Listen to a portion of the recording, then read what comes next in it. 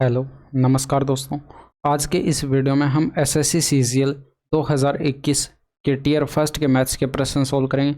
और ये जो आपका एग्ज़ाम है 11 अप्रैल 2022 को शिफ्ट 2 के अंदर हुआ था और ये आज आपका प्रैक्टिस सेट 2 है, ठीक है।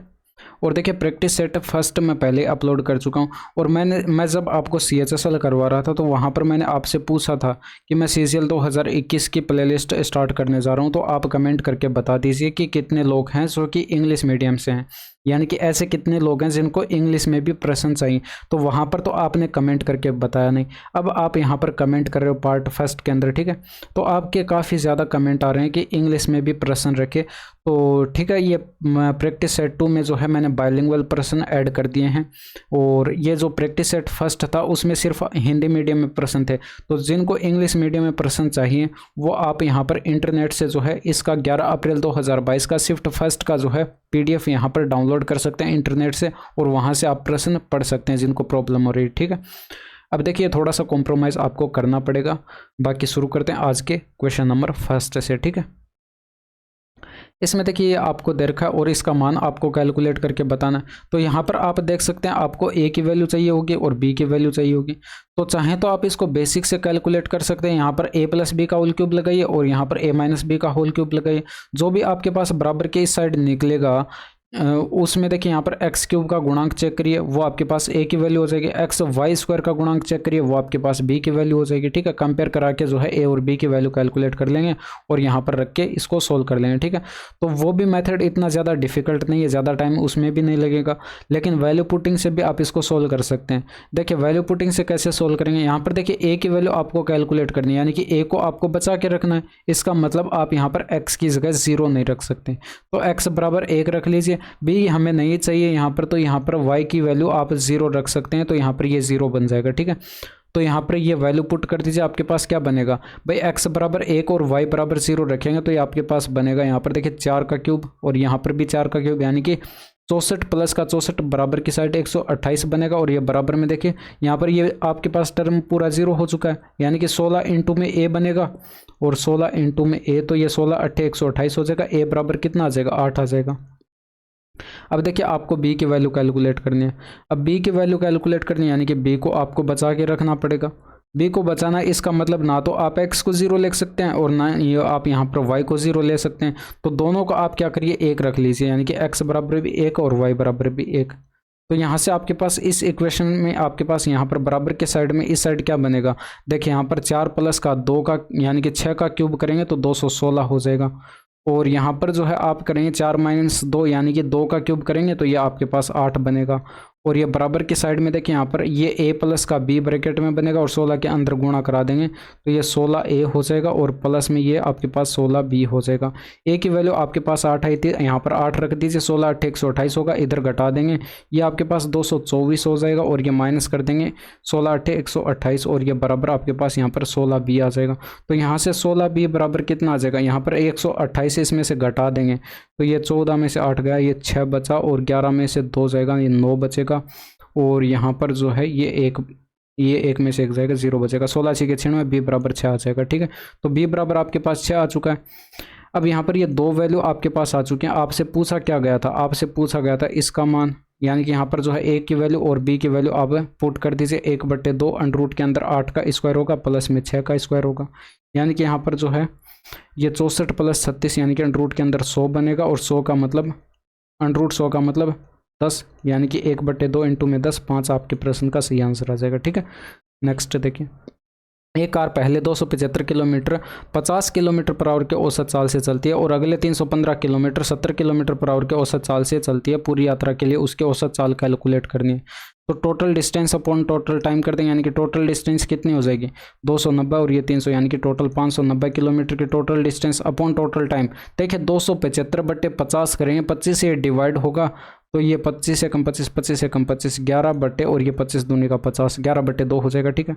ये 315/70 कैलकुलेट करेंगे तो यहाँ पर ये टाइम कितना होगा 315/70। देखिए यहाँ पर ये आपके पास जो है ये आपके पास 35 से ये 2 बार कट जाएगा। 35 का यहाँ पर देखिए 9 गुना लिखा हुआ है भाई। 35 को अगर आप 9 से करते हैं तो 9 पंचे 45, हासिल 4, 9 त्रिका 27, 4 31, ये आपके पास हो रहा है, यानी कि 9/2 हो जाएगा। ये प्लस में आपके पास यहाँ पर आ जाएगा 9/2।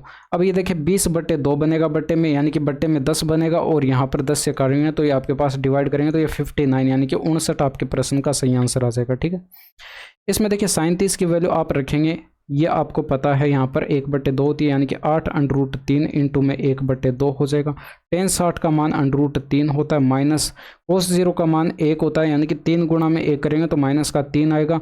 sin 45 का मान 1/√2 होता है, तो स्क्वायर करेंगे तो 1/2 यानी कि प्लस का 3/2 हो जाएगा।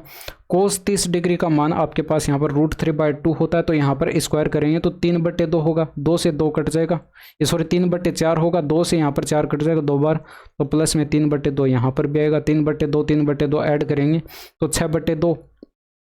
6/2 यानी कि 3 बनेगा प्लस का, और ये माइनस का 3 ये कट जाएंगे। ठीक है, √3 से गुणा होगा 3 होगा, और ये 4 दूनी का 8 यानी कि 4 त्रिका 12 आपके प्रश्न का सही आंसर आ जाएगा। नेक्स्ट देखिए, अब इसमें देखिए कोस की वैल्यू जो है √3/2 कितने डिग्री पर होती है? 30 डिग्री पर होती है, यानी कि a माइनस बी बराबर कितना हो जाएगा? 30 डिग्री हो जाएगा। a माइनस बी बराबर 30 डिग्री। और यहाँ पर देखिए सेक की वैल्यू 2 कितने डिग्री पर होती है? 60 डिग्री पर होती है, यानी कि a बराबर कितना हो जाएगा? 60 डिग्री हो जाएगा। तो a बराबर 60 डिग्री है तो b बराबर कितना होना पड़ेगा? ताकि बराबर 30 डिग्री आ जाए तो b बराबर 30 डिग्री होना पड़ेगा भाई। 60 में से 30 माइनस करेंगे तभी बराबर 30 आएगा, यानी कि ऑप्शन नंबर 3 आपके प्रश्न का सही आंसर होगा। वह बड़ी से बड़ी संख्या ज्ञात कीजिए जिससे जो है इनको विभाजित करने पर समान शेषफल प्राप्त होता है। तो इसके लिए कंसेप्ट है यहाँ पर, इन दोनों का डिफरेंस देखिए, ये आपको 16 का दिखाई पड़ रहा है, इन दोनों का डिफरेंस देखिए यहाँ पर, ये जो है आपके पास है 2 और यहाँ पर 30 यानी कि 32 का डिफरेंस आपको दिखाई पड़ रहा है। अब इन दोनों का आप यहाँ पर डिफरेंस देखिए कितने का दिखाई पड़ रहा है, यानी कि आपके पास यहाँ पर 8 और ये 48 का डिफरेंस आपको दिखाई पड़ रहा है। तो यहाँ पर आप क्या करेंगे? 16, 32 और 48 का HCF highest common factor calculate करेंगे तो ये आपको 16 दिखाई पड़ रहा होगा। ऑप्शन नंबर 3 आपके प्रश्न का सही आंसर हो जाएगा। ठीक है, इसमें देखिए इस व्यंजक का मान कैलकुलेट करके बताना है। तो आप यहाँ पर क्या करेंगे? 980/35 करेंगे और गुणा में 16 है, और ये प्लस का 4 माइनस का 4 ये तो यहाँ पर कट जाएंगे। ठीक है, तो यहाँ पर इसको सोल्व करें तो ये आपका यहाँ पर 7 से डिवाइड 5 बार कट जाएगा, और ये 14 7 98 140 हो जाएगा। ये आएगा कितना? ये आपके पास यहाँ पर 28 आएगा, 28 5 140 होता है, और गुणा में 16 हो जाएगा, 16 8 128 हो जाएगा, हासिल 12, 16 दूनी 32 और 12 44 हो जाएगा। Option number 4। अब इसमें देखिए डेटा आपको क्लियर दिखाई नहीं पड़ रहा था तो मैंने यहाँ पर ये डेटा लिख दिए हैं। बाकी यहाँ पर इंग्लिश वाले जो है यहाँ से वीडियो को पॉज करके इस प्रश्न को यहाँ पर पढ़ सकते हैं। ठीक है, अब इसमें देखिए 180 से कम दैनिक पारिश्रमिक पाने वाले श्रमिकों की संख्या 190 से अधिक दैनिक पारिश्रमिक पाने वाले श्रमिकों की संख्या की कितने प्रतिशत है? तो 180 से कम, देखिए 180 से कम यहाँ से, ये आपके पास यहाँ से कम आपको देखना है, तो ये 108, 80 और ये 55 कितना हो जाएगा भैया? आपके पास यहाँ पर 188 और 193 और ये आपके पास यहाँ पर 243 हो जाएगा। और यहाँ पर जो है बाकी का आप 190 से जो अधिक है उनका टोटल करेंगे। 190 से अधिक यहाँ पर देखिए, ये आपको 190 से अधिक यहाँ से शुरू होंगे, यानी कि 150 हो जाएगा, ये 255 और ये 70, यानी कि आपके पास 325 हो जाएगा, 325 हो जाएगा। ये इसका कितना प्रतिशत है? 243 जो है 325 का कितना प्रतिशत है ये कैलकुलेट करना था। तो 25 से कम 25 हो जाएगा, 25 3 75 हो जाएगा, 25 चौके 100 हो जाएगा, ऊपर गुणा कराएंगे तो 4 त्रिका 12 हो जाएगा, 4 चौके 16 1 17 हो जाएगा, 4 दूनी का 8 1 9 हो जाएगा, बट्टे में 13 हो जाएगा, 13 7 91 हो जाएगा, 6 बचेगा, उतारेंगे 2, 13 पंचे 65 5 बार जाएगा नहीं, यानी कि भाग जाएगा 4 बार, तो 74.8% आपके प्रश्न का सही आंसर हो जाएगा। ठीक है, नेक्स्ट देखिए। अब इसमें देखिए एक आयत की लंबाई और चौड़ाई आपको दे रखे हैं और क्रम से 8% की बढ़ोतरी और 10% की कमी की गई है। ठीक है, इसके क्षेत्रफल में जो है प्रतिशत वृद्धि या कमी कैलकुलेट करनी है। देखिए क्षेत्रफल का फॉर्मूला क्या हो जाएगा? लंबाई इंटू में चौड़ाई, यानी कि लेंथ इंटू में ब्रेड्थ। ठीक है, अब यहाँ पर ये मल्टीप्लाई में है तो यहाँ पर जो है लंबाई में 8% की बढ़ोतरी और इसमें कमी हुई है चौड़ाई में, तो यहाँ पर सक्सेसिव कैलकुलेट कर लेंगे तो आपका आंसर आ जाएगा। भाई आप यहाँ पर 8 देखिए बढ़ोतरी हुई तो प्लस में लिखेंगे, और ये 10 जो है कमी हो रही है यानी कि माइनस में लिखेंगे, माइनस का 8 इंटू में 10 और ये बट्टे में 100, सक्सेसिव कैलकुलेट कर लेंगे। ये जो माइनस का चिन्ह आ रहा है ये इस 10 के कारण आ रहा है, क्योंकि यहाँ पर ये कमी की गई थी और ये प्लस में था, तो प्लस माइनस गुणा होगा, माइनस का चिन्ह आएगा। ठीक है, इसको कैलकुलेट कर लीजिए। ये माइनस का 2 होगा और ये माइनस का 0.8 होगा, यानी कि माइनस का 2.8% आएगा। यानी कि ये माइनस का चिन्ह जो है यहाँ पर कमी को रिप्रेजेंट करता है, तो 2.8% की कमी होगी। ठीक है, नेक्स्ट देखिए। इसमें देखिए 2014 से 2017 में बी प्रकार की कारों का कुल निर्यात 2015 से 2018 में ए प्रकार की कारों के कुल निर्यात से कितना प्रतिशत अधिक है।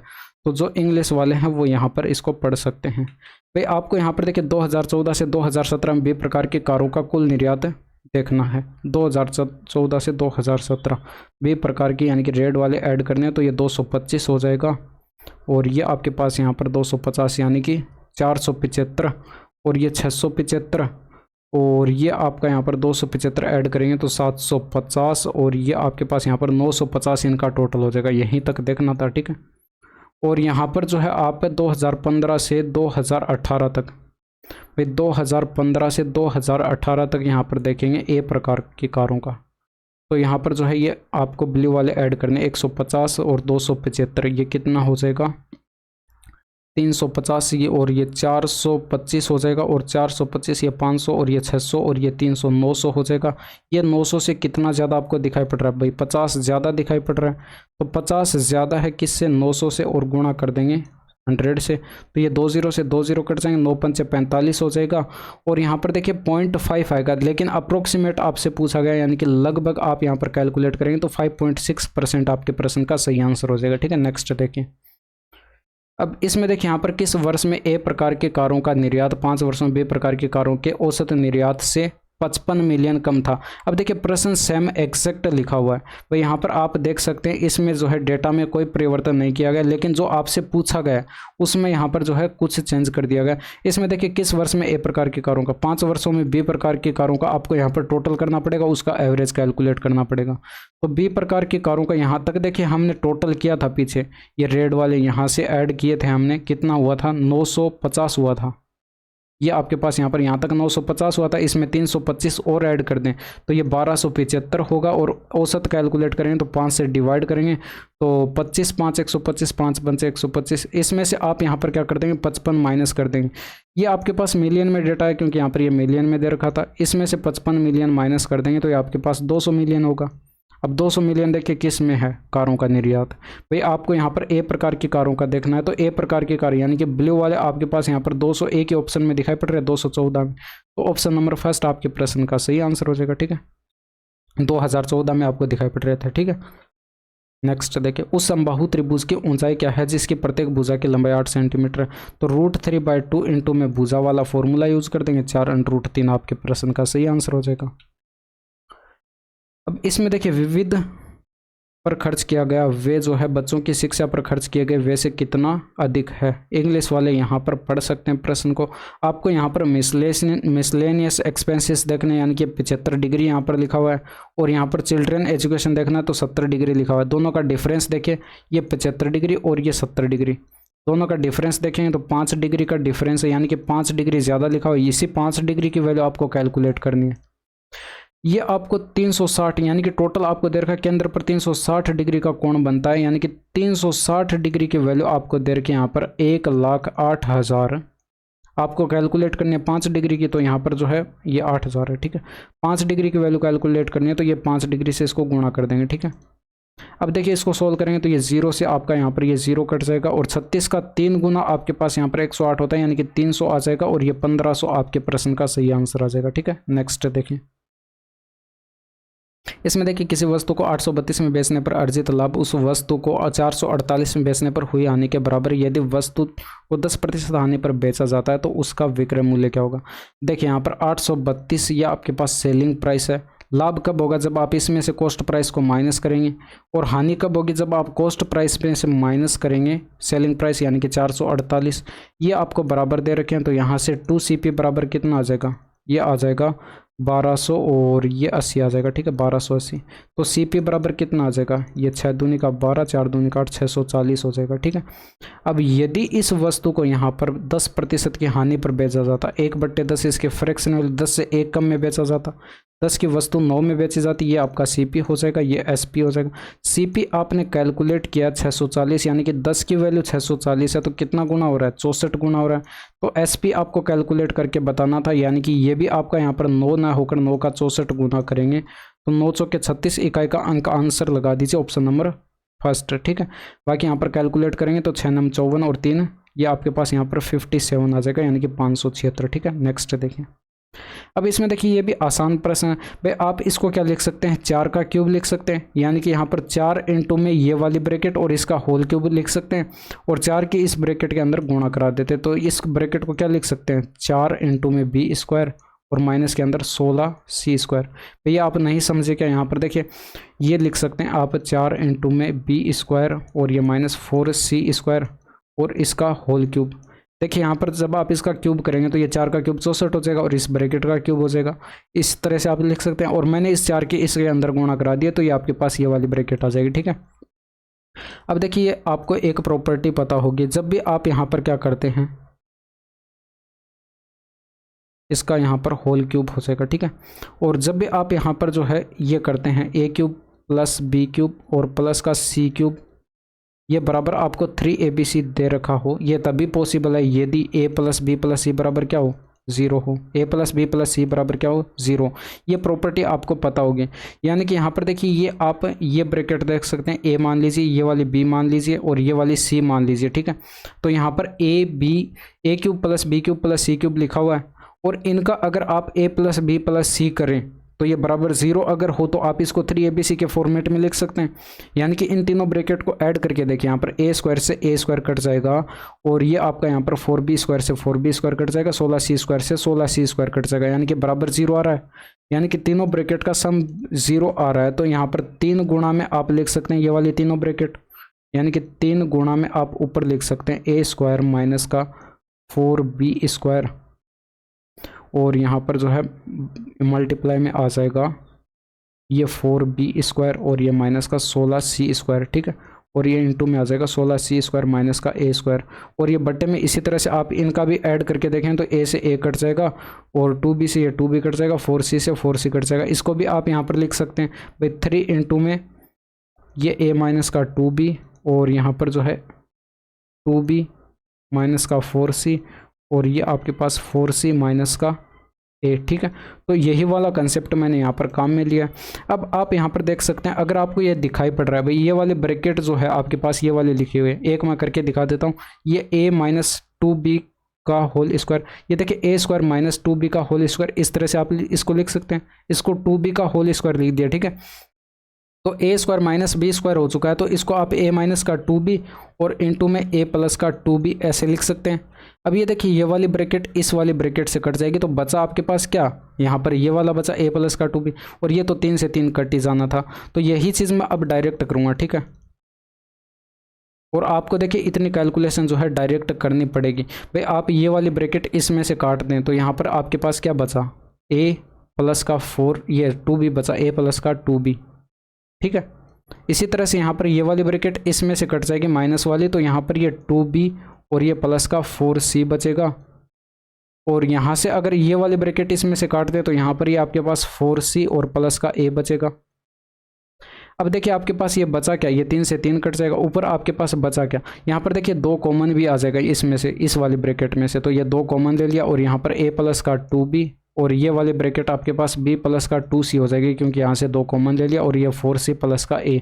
ये आपको किस ऑप्शन में दिखाई पड़ रहा है, ऑप्शन नंबर 3 में दिखाई पड़ रहा होगा, आंसर लगा दीजिए। नेक्स्ट देखिए, एक क्रिकेट खेल के पहले 10 ओवरों में रन रेट जो है केवल 7.2 था और 272 रन के लक्ष्य तक पहुंचने के लिए शेष 40 ओवरों में औसत रन रेट क्या होना चाहिए।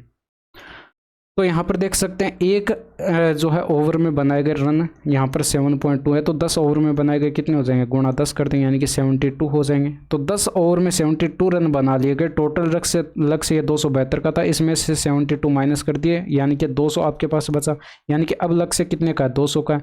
और ये 40 ओवर में आपको यहाँ पर 200 रन बनाने हैं, यानी कि एक ओवर में कितने रन बनाने पड़ेंगे, 200 को डिवाइड कर देंगे 40 से, यानी कि आपके पास 5 आ जाएगा, यानी कि औसत रन रेट आपका कितना होना चाहिए, 5 होना चाहिए।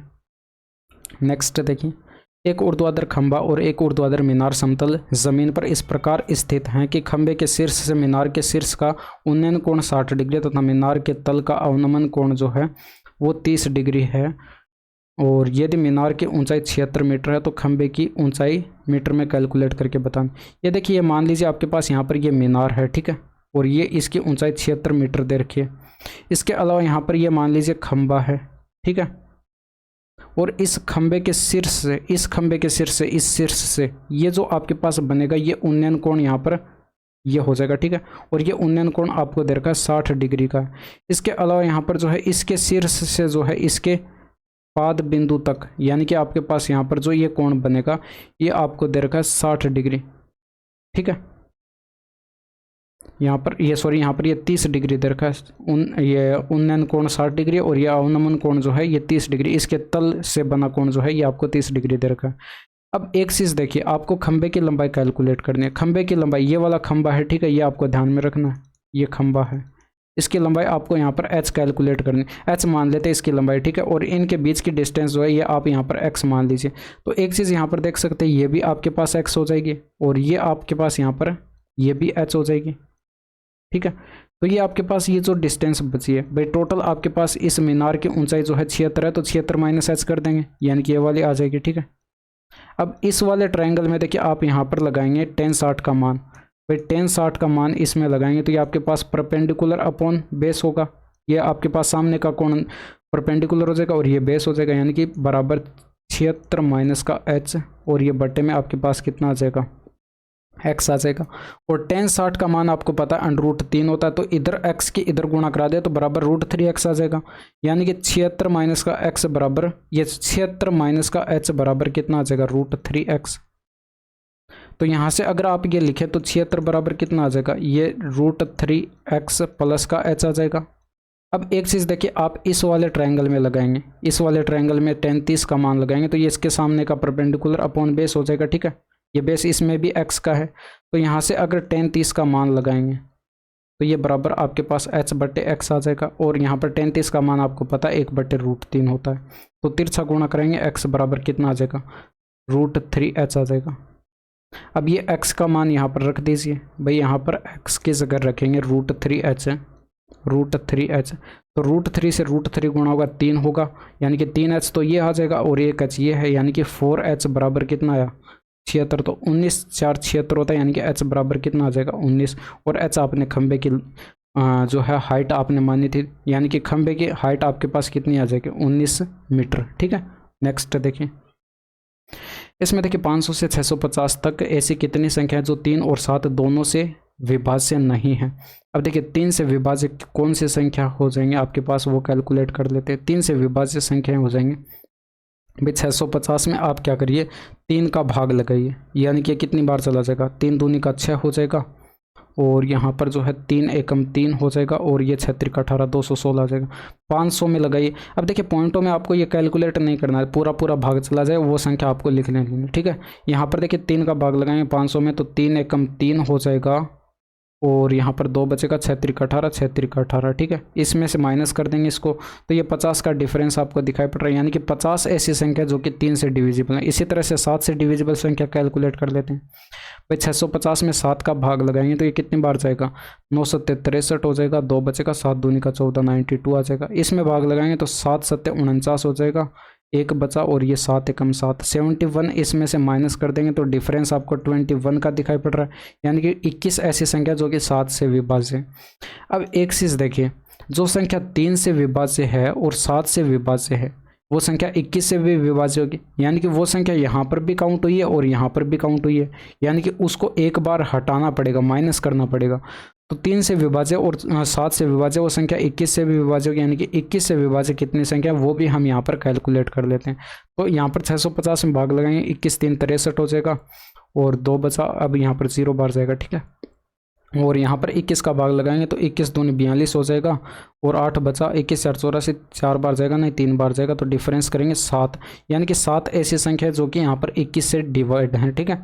तो ये संख्या यहाँ पर माइनस कर देंगे, इन दोनों का टोटल करेंगे 50 प्लस का 21, अब देखिए यहाँ पर ये संख्या जो 21 से डिवाइड जो संख्या थी वो यहाँ पर भी काउंट हुई है और यहाँ पर भी काउंट हुई है, यानी कि एक बार इनको हटाना पड़ेगा। एक बार इनको हटाएंगे, इसमें से 7 ये हटा देंगे तो यहाँ पर जो है 3 से विभाज्य और 7 से विभाज्य संख्या ये आ चुकी है, और इसमें 21 से विभाज्य जो संख्या है वो यहाँ पर एक बार ही काउंटेड है अब, ठीक है। तो यहाँ पर जो है आप क्या कर देंगे, ये टोटल संख्या आपके पास कितनी हो जाएंगे, 500 से लेकर 650 तक। 500 को सम्मिलित करना और 650 को भी सम्मिलित करना, यानी कि 151 आपके पास टोटल संख्या हो जाएंगी। 151 में से माइनस कर दीजिए इनको, तो यहाँ पर ये डिफरेंस आपके पास, ये आपके पास ब्रैकेट का मान कितना हो जाएगा 64। 151 में से 64 घटाएंगे तो इकाई का अंक 7, आंसर लगा दीजिए 87। और वैसे भी आप कैलकुलेट कर सकते हैं, ठीक है। नेक्स्ट देखिए, चक्रवर्ती ब्याज पर निवेश की गई एक राशि पर 3 वर्षों में प्राप्त मिश्र धन दर का 5 वर्षों में प्राप्त मिश्र धन ये दर का प्रतिशत ब्याज दर कैद करने। तो यहाँ पर देखिए वर्षों में डिफरेंस देखिए 2 वर्ष का, यानी कि इन 2 वर्ष के दौरान कितने का ब्याज मिला ये आप कैलकुलेट कर लीजिए भाई। 200, ये डिफरेंस देखिए इनका कितने का, 200 और ये 3232, यानी कि 3432 आपको यहाँ पर इनका डिफरेंस दिखाई पड़ रहा, यानी कि 3432 का ब्याज मिला कितने पर, 7800 पर, और गुणा कर देंगे 100 से, तो ये 2 0 से 2 0 कट जाएंगे, और ये आपके पास यहाँ पर 13 5 65, 13 6 78 होता है, 13 दूनी 26 हो जाएगा, और यहाँ पर बचा कितना, ये आपके पास 10 बचा, 13 दूनी 26 हो जाएगा, और ये 8 बचा, उतारेंगे 3 83, और 13 6 78 हो जाएगा, 5 बचा 13 100 के 52 हो जाएगा, ठीक है। तो यहाँ पर 6 से डिवाइड करेंगे, 6 चौके 24, 6 चौके 24, 44% आ जाएगा। अब देखिए यहाँ पर ऑप्शन से आप चेक करिए आपके पास यहाँ पर प्रतिशत ब्याज दर क्या होनी चाहिए कि यहाँ पर 2 वर्षों का सक्सेसिव कैलकुलेट करें ताकि आपके पास यहाँ पर 44% आ जाए, क्योंकि यहाँ पर वर्षों में डिफरेंस 2 वर्ष था, ठीक है। तो यहाँ पर रेट ऑफ इंटरेस्ट आपको ये दिखाई पड़ रही है 20% का। अगर आप सक्सेसिव कैलकुलेट करेंगे 2 वर्ष के लिए तो यहाँ पर जो है इसका सक्सेसिव आपके पास 44% आएगा, और यही आपके प्रश्न का सही आंसर हो जाएगा। बाकी ऑप्शन में 44% सक्सेसिव कैलकुलेट करने पर नहीं आएगा, क्योंकि यहाँ पर देखिए कंपाउंड इंटरेस्ट की बात हो रही थी, चक्रवर्ती ब्याज की, ठीक है। नेक्स्ट देखिए, एक वर्गाकार मैदान के चारों ओर रास्ते की चौड़ाई आपको दे रखी है 4.5 मीटर है, और इसका क्षेत्रफल आपको दे रखा है 100 प्रति मीटर की दर से जो है रास्ते पर बाड़ लगाने का वेग ज्ञात करके आपको कैलकुलेट करके बताना है। अब देखिए बाड़ क्या होती है आपको मैं बता देता हूँ, ये ज़्यादातर गांव में देखने को मिलती है। जैसे कि यहाँ पर यह रास्ता है, ठीक है, इस रास्ते के किनारे किनारे यहाँ पर जो है लकड़ियों की, यानी कि कांटेदार लकड़ियों की यहाँ पर ये दीवार से बना दी जाती है, इसी को बाड़ बोलते हैं, ठीक है, ये आपको पता होगा। अब यहाँ पर देखिए ये मान लीजिए आपके पास ये वर्ग है, ठीक है, और इसके अलावा भी एक वर्ग और दे रखा है, ये इसके चारों ओर है, ठीक है। अब यहाँ पर जो है ये आपको पता है इसकी चौड़ाई जो है ये आपको यहाँ पर इधर 4.5 दे रखी है, और इसकी चौड़ाई इधर भी आपको 4.5 दे रखी है, यानी कि यहाँ पर ये बाहर की साइड जो ये वर्ग बनेगा इसके भुजा में टोटल कितना इंक्रीमेंट हुआ, यानी कि 4.5 इधर और 4.5 इधर। अगर अंदर वाली भुजा हम ए मान लें ये वाली, ठीक है, तो यहाँ पर 4.5 इधर से बढ़ गई, 4.5 इधर से बढ़ गई, टोटल कितनी बढ़ गई, 9 बढ़ गई, यानी कि a प्लस का 9 ये बाहर वाले वर्ग की भुजा हो जाएगी और अंदर वाले वर्ग की भुजा a हो जाएगी। तो अंदर वाले वर्ग का आपके पास क्षेत्रफल a स्क्वायर हो जाएगा, और बाहर वाले वर्ग का क्षेत्रफल जो है ये भुजा स्क्वायर करेंगे, यानी कि a प्लस 9 का होल स्क्वायर हो जाएगा। अगर आप ये बाहर वाले क्षेत्रफल में से ये अंदर वाला क्षेत्रफल माइनस कर दें तो ये जो रास्ते का क्षेत्रफल बचेगा ये आपके पास यहाँ पर ये रास्ते का क्षेत्रफल बच जाएगा, ये वाला क्षेत्रफल। तो यही काम हम यहाँ पर करेंगे, ठीक है। तो यहाँ पर हम क्या करेंगे, बाहर वाले वर्ग का क्षेत्रफल a प्लस 9 का होल स्क्वायर में से माइनस कर देंगे अंदर वाले वर्ग का क्षेत्रफल a स्क्वायर, तो ये रास्ते का क्षेत्रफल बचेगा, और ये आपको दे रखा है 105.75 मीटर स्क्वायर। सॉल्व कर दीजिए, a स्क्वायर प्लस का 81 हो जाएगा, प्लस का 18a हो जाएगा, और ये माइनस का a स्क्वायर हो जाएगा बराबर 105.75 हो जाएगा। a स्क्वायर से a स्क्वायर कट जाएगा, 18a बराबर कितना आ जाएगा, 81 इधर लाकर माइनस कर दीजिए, 19 और ये 5.75 यानी कि 24.75 हो जाएगा, और ये a बराबर आपके पास कितना आ जाएगा 24.75, और ये बट्टे में आपके पास यहाँ पर आ जाएगा 18। ये आपके पास भूसा आ चुकी है। अब ये आपको पता है कि अगर बाढ़ करेंगे तो ये आपके पास यहाँ पर अंदर वाला ये जो आपके पास यहाँ पर मैदान दे रखा है, ठीक है, इस मैदान के यहाँ पर ये चारों ओर कुछ इस तरह से करेंगे, यानी कि इसका परिमाप हमें कैलकुलेट करना होगा। अगर यहाँ पर जो है बाढ़ की लंबाई कैलकुलेट करनी है तो इसका परिमाप कैलकुलेट करना पड़ेगा, यानी कि 4 गुणा में भुजा कर देंगे, 4 गुणा में भुजा कर देंगे, यानी कि भुजा आपके पास कितनी आई है 24.75 और ये बटे में 18। ये आपके पास मीटर में जो है ये परिमाप आ चुका है, ठीक है, बाड़ की लंबाई आ चुकी है। अब 1 मीटर बाड़ करने में जो है 100 रुपये का खर्चा आता है, तो इतने मीटर बाड़ करने में कितने का खर्चा आएगा, गुणा 100 कर देंगे। तो यहाँ से देखिए पॉइंट से आप हटाएंगे तो बट्टे में 100 आएगा, ये कैंसिल हो जाएगा। इसके अलावा 9 से काटेंगे, 9 दूनी का 18 हो जाएगा, 9 से काटेंगे तो ये आपके पास 9 दूनी का 18, 6 बचा, 9 सत्ते 63, 9 पंचे 45 और ये 2 से काटेंगे 2 बार कट जाएगा। 275 का 2 गुना कितना हो जाएगा 550। आपके प्रश्न का सही आंसर हो जाएगा, यानी कि इतने रुपए का खर्चा आएगा, ठीक है। नेक्स्ट देखिए, इसमें देखिए 23 मीटर लंबा खंबा एक खिड़की जो गली के एक तरफ भूतल से 3√5 मीटर ऊपर स्थित तक पहुंचता है, खंबे के पाद को समान बिंदु पर रखते हुए गली की दूसरी ओर 4√15 मीटर ऊपर स्थित खिड़की तक पहुंचने के लिए घुमाया जाता है। सड़क की चौड़ाई कैलकुलेट करनी। अब देखिए यहाँ पर सड़क पर मान लीजिए कोई बिंदु ये है, ठीक है, और यहाँ पर जो है इसके एक साइड यहाँ पर इस इतनी ऊंचाई पर मान लीजिए आपके पास यहाँ पर 3√5 की ऊंचाई पर ये आपके पास खिड़की है। इस तक पहुंचने के लिए ये खंभा लगाया जाता है। इस खंभे की हाइट आपको यहाँ पर ये लंबाई दे रखी है 23 है, ठीक है। तो ये आपके पास यहाँ पर ये दूरी कितनी हो जाएगी, ये आप कैलकुलेट कर लेंगे भाई। यहाँ पर ये परपेंडिकुलर होगा, यानी कि 90 डिग्री का कोण होगा। इसमें पाइथागोरस थ्योरम लगाकर ये वाली दूरी आप कैलकुलेट कर लेंगे। अब इसके दूसरी साइड आपको यहाँ पर जो है ये दे रखा है 4√15 मीटर की ऊंचाई पर एक और दरवाजा है, ठीक है। इस तक पहुंचने के लिए इसी खंबे को इधर घुमा दिया जाता है। इसकी लंबाई 23, तो यहाँ से आप ये वाली दूरी कैलकुलेट कर लेंगे और ये डिस्टेंस जो भी आपके पास निकल के आएगी उसमें ये वाली डिस्टेंस ऐड कर देंगे तो सड़क की चौड़ाई आपके पास आ जाएगी। तो ये कैलकुलेट करेंगे तो अंडर के अंदर हाइपोटेनस का स्क्वायर यानी कि 23 का स्क्वायर कर देंगे माइनस ये 4√15 जो है इसका स्क्वायर कर देंगे। तो ये आपके पास अंडर के अंदर क्या बनेगा 529 बनेगा और माइनस 4 का स्क्वायर 16 इंटू में 15 करेंगे, 16 पंचे 80 हासिल 8, ये 24 हो जाएगा। 240 इसमें से माइनस कर देंगे तो ये आपके पास अंडर के अंदर कितना बचेगा 9 बचेगा और ये 12 में से 4 गए 8 बचेगा और ये आपके पास यहाँ पर 4 बचा, ये सॉरी यहाँ पर जो है ये आपके पास यहाँ पर 4 में से 2 जाएगा 2 बचेगा, यानी कि 17 आपके पास ये आ जाएगा, ठीक है। इसी तरह से आप ये वाली डिस्टेंस कैलकुलेट कर देंगे, यानी कि ये वाली डिस्टेंस अगर आप कैलकुलेट करेंगे तो ये कितना हो जाएगा अंडर के अंदर 23 का स्क्वायर और माइनस के अंदर 3√5 का होल स्क्वायर। तो ये भी आपके पास अंडर के अंदर 529 हो जाएगा माइनस 9 पंचे 45 हो जाएगा। इसमें से माइनस कर देंगे तो अंडर के अंदर कितना बचेगा 4 बचेगा, ये 8 बचेगा और ये भी आपके पास यहाँ पर 4 बचेगा, यानी कि ये 22 आ जाएगा। ये आप इन दोनों को ऐड करेंगे यानी कि 39 आएगा। 39 जो है आपके पास इस पूरे रास्ते की चौड़ाई हो जाएगी, ठीक है। नेक्स्ट देखिए, इसमें देखिए केंद्र ओ वाले एक वृत्त में जीवाएं आपको दे रखी पी आर और क्यू एस आगे बढ़ाए जाने पर बिंदु टी पर मिलती है और पी क्यू वृत्त का व्यास है। यदि आपको दे रखा है एंगल आर ओ एस बराबर 42 डिग्री है तो पी टी क्यू का माप कैलकुलेट करके बताना।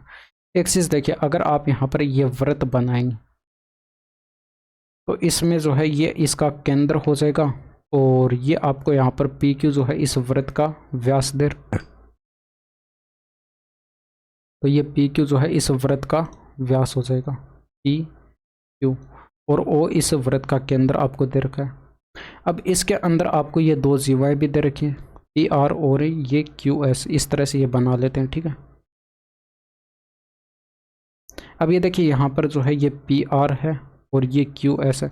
इनको आगे बढ़ाने पर ये बाहर वृत्त के बाहर जो है बिंदु टी पर मिलती हैं, तो यहाँ पर जो है इनको आगे की ओर बढ़ा देते हैं, ठीक है। तो इस तरह से ये जहाँ पर ये बाहर वृत्त के बाहर काटेंगे ये बिंदु आपको यहाँ पर टी दे रखा है, ठीक है।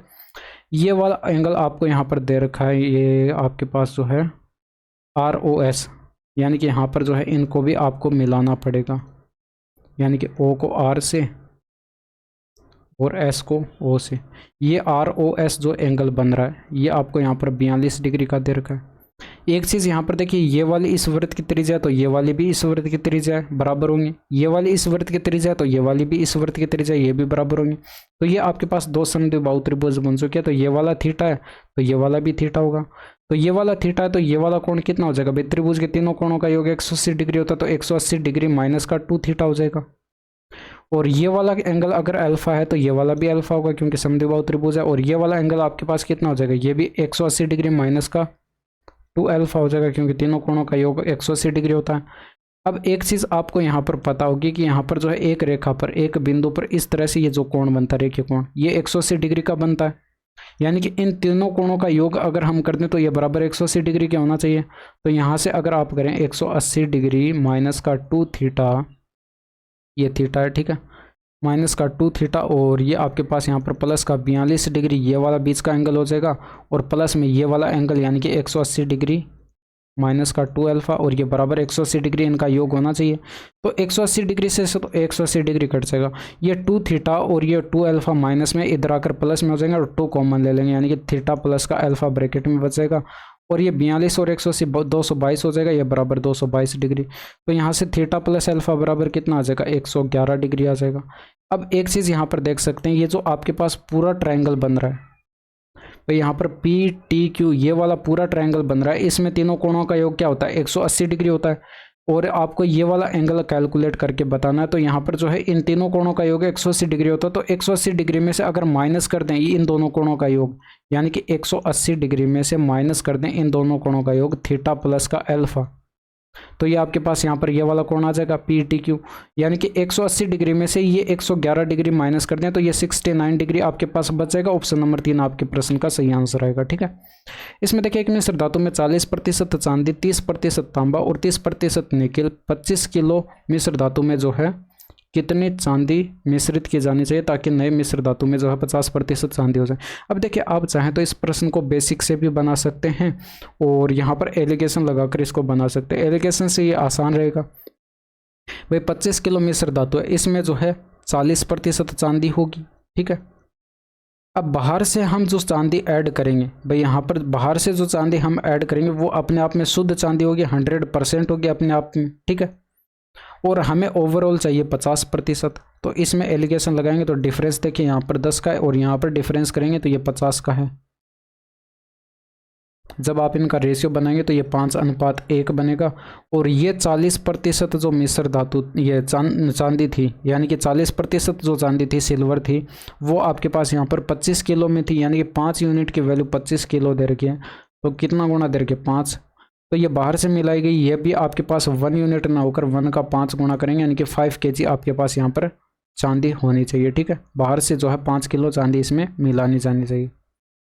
इसमें देखिए एक्स वाई और जेड एक काम को क्रमशः 46, 92 और 23 दिन में पूरा कर सकते हैं। एक्स ने काम शुरू किया, वाई 2 दिन के बाद उसके साथ जुड़ गया। यदि जेड प्रारंभ से 8 दिनों के बाद उनके साथ जुड़ता है तो एक्स ने जो है कितने दिनों तक काम किया।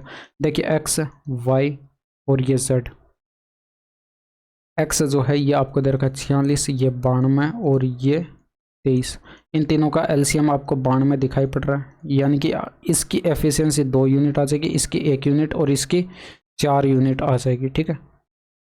अब यहाँ पर एक्स काम करना स्टार्ट करता है, एक्स ने काम शुरू किया, ठीक है। और 2 दिनों के बाद उसके साथ कौन जुड़ जाता है, वाई जुड़ जाता है, यानी कि 2 दिन तक इसने काम किया होगा, यानी कि एक्स को हम गुणा कर देते हैं 2 से, ठीक है। यानी कि 2 दिन तक इसने काम किया एक्स ने। इसके बाद यहाँ पर एक्स के साथ वाई आ जाता है, यानी कि एक्स प्लस का वाई। अब इन्होंने मिलकर कितने टाइम तक काम किया, ये इनको प्लस कराते जाइए, ठीक है।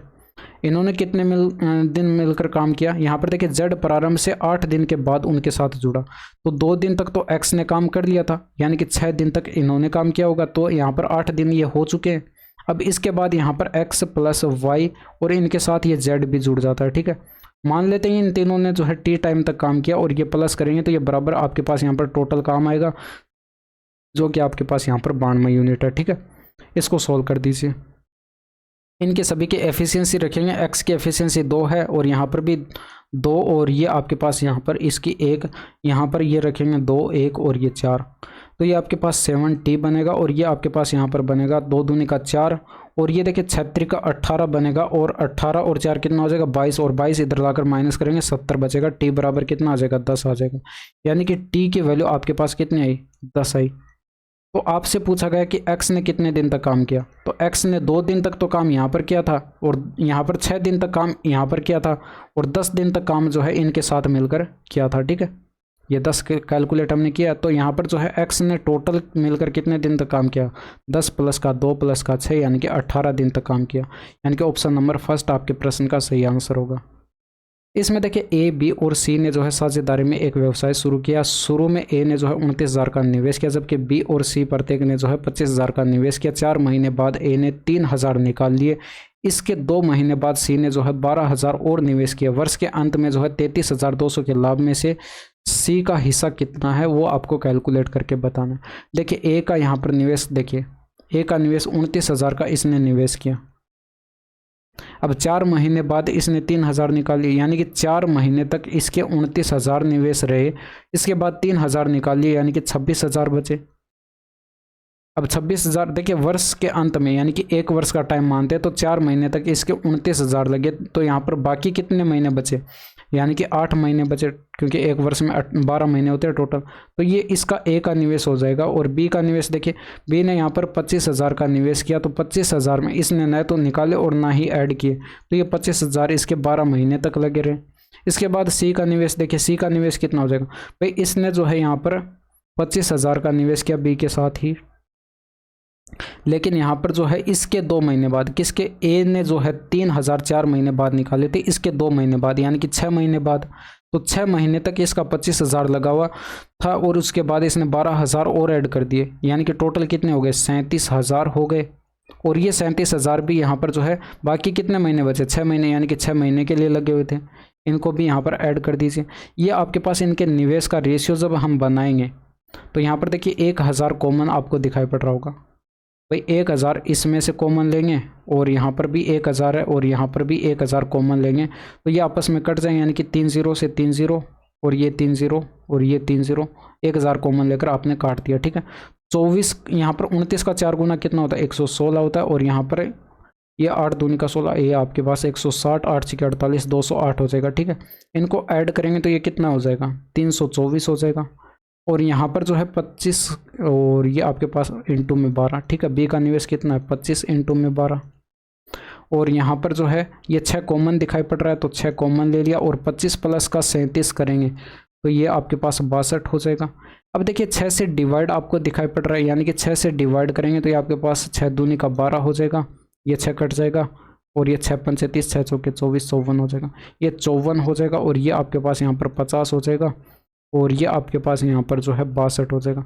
अब ये देखिए 2 से फिर आपको डिवाइड दिखाई पड़ रहा होगा, लेकिन डिवाइड मत करिए, इनको सीधे ऐड करके देख लीजिए। ये इनके प्रॉफिट का रेशियो आ चुका है। ठीक है, प्रॉफिट यहाँ पर देखिए कितने यूनिट का हो रहा है भाई, 104 और ये 62, यानी कि 166 का आपको यहाँ पर प्रॉफिट दिखाई पड़ा, 166 यूनिट का प्रॉफिट दिखाई पड़ा। जबकि प्रश्न में आपको दे रखा है 33,200, कितना गुना दे रखा है भाई, ये आपको 200 गुना दिखाई पड़ रहा है डेटा। ठीक है, तो आपसे यहाँ पर सी का हिस्सा पूछा गया था, तो सी का हिस्सा आपके पास ये भी 62 ना होकर 62 का 200 गुना करेंगे, यानी कि आपके पास यहाँ पर 124 और आगे 2 0, यानी कि 12,024 आपके प्रश्न, 12,400 जो है ये आपके प्रश्न का सही आंसर आ जाएगा। ठीक है, 20 सेंटीमीटर व्यास वाले एक वृत्त का केंद्र O है और टी वृत्त के बाहर स्थित एक बिंदु है और टी ए वृत्त की स्पर्श रेखा है। यदि ओ टी बराबर आपको दे रखा है 26 सेंटीमीटर, तो स्पर्श रेखा टी ए की लंबाई कैलकुलेट करके बताना। एक सर्किल बना लीजिए, आपके पास हो जाएगा। ठीक है, इसका केंद्र ये आपको ओ दे रखा है और ये टी वृत्त के बाहर एक बिंदु दे रखा है और टी ए जो है यहाँ पर ये आपको स्पर्श रेखा दे रखी है इस तरह से। ठीक है, और ये आपके पास यहाँ पर ओ टी हो जाएगा और ये आपको पता है कि स्पर्श रेखा और यहाँ पर त्रिज्या के बीच का कोण 90 डिग्री का बनता है। अब ये व्यास आपको 20 दे रखा है, तो त्रिज्या कितनी हो जाएगी, 10 हो जाएगी। ओ टी आपको यहाँ पर 26 दे रखा है, तो ये आपके पास यहाँ पर ए है। ठीक है, और टी ए की लंबाई, स्पर्श रेखा की लंबाई कितनी हो जाएगी भाई, अंडर के अंदर कर देंगे 26 का स्क्वायर माइनस कर देंगे 10 का स्क्वायर, तो यहाँ पर 676 में से 100 माइनस के अंडर के अंदर 576 बचेगा, यानी कि 24 आपके प्रश्न का सही आंसर हो जाएगा। ठीक है, तो ये थे आपके पूरे 25 के 25 प्रश्न और यहाँ तक की वीडियो कैसी लगी कमेंट करके ज़रूर बताएगा। बाकी मिलते हैं आपसे नेक्स्ट वीडियो में। That's all for today. Thank you, धन्यवाद, बाय बाय, टेक केयर।